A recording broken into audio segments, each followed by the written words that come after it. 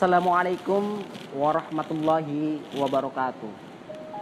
Innal hamdalillahi nahmaduhu wa nasta'inuhu wa na'udzu billahi min shururi anfusina wa min sayyiati a'malina may yahdihillahu fala mudhillalah wa may yudlil fala hadiyalah. Asyhadu an la ilaha illallah wahdahu la syarikalah wa asyhadu anna Muhammadan abduhu wa rasuluh.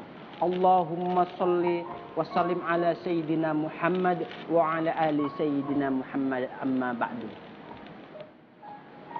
Hadirin yang dirahmati oleh Allah Subhanahu wa taala, hari ini kita memasuki Ramadan kedua. Alhamdulillah kita masih diberikan kemampuan, diberikan nikmat sehingga kita masih mampu melaksanakan kegiatan kewajiban kita, yaitu berpuasa dan beribadah di bulan suci Ramadan yang kita cintai ini. Suatu saat jauh sebelum Nabi Adam diciptakan ke muka bumi ini, Allah lebih dulu menciptakan antara akal dan hawa nafsu. Sehingga terjadi dialog antara Allah dan akal dan hawa nafsu. Suatu saat akal ditanya oleh Allah, wahai akal, siapakah aku dan siapakah engkau? Kemudian akal menjawab, aku adalah ciptaanmu dan engkau adalah penciptaku. Kemudian Allah Subhanahu wa taala memanggil hawa nafsu.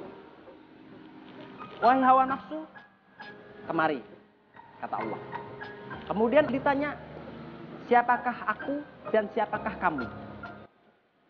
Kemudian menjawab, aku adalah aku dan engkau adalah engkau.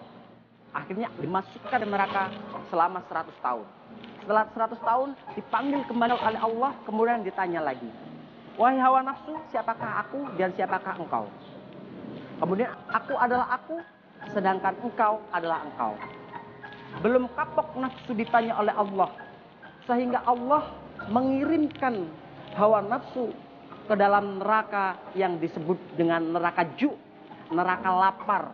Dan di situ nafsu dihukum selama 100 tahun di dalam neraka ju atau neraka lapar.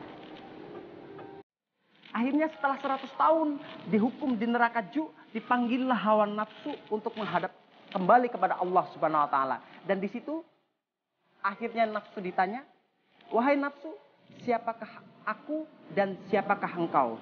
Nah, kemudian akhirnya nafsu di sini mampu dijinakkan dengan dihukum di dalam neraka ju atau neraka lapar.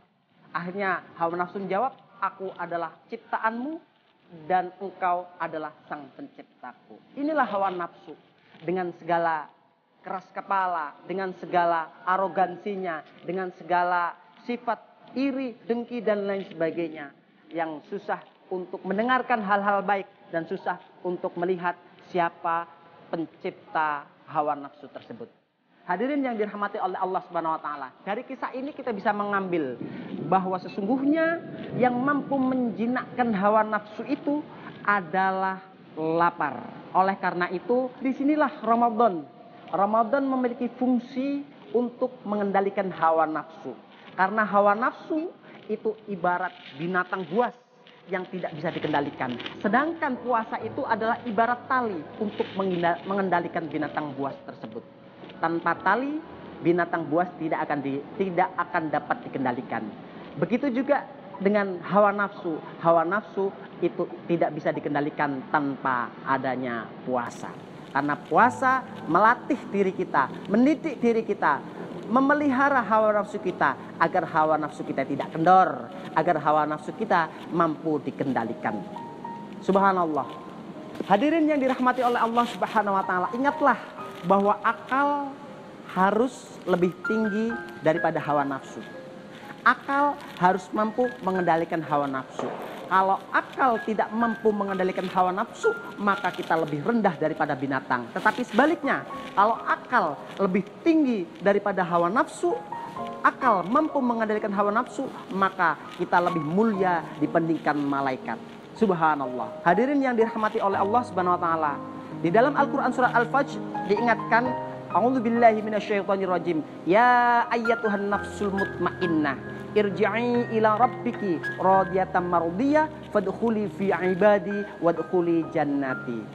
Ya ayatuhan nafsul mutmainnah, wahai jiwa-jiwa yang tenang, irji'i ila rabbiki, pulanglah kepada Tuhanmu, radiyatan mardiyah, yang ridho lagi meridhoi.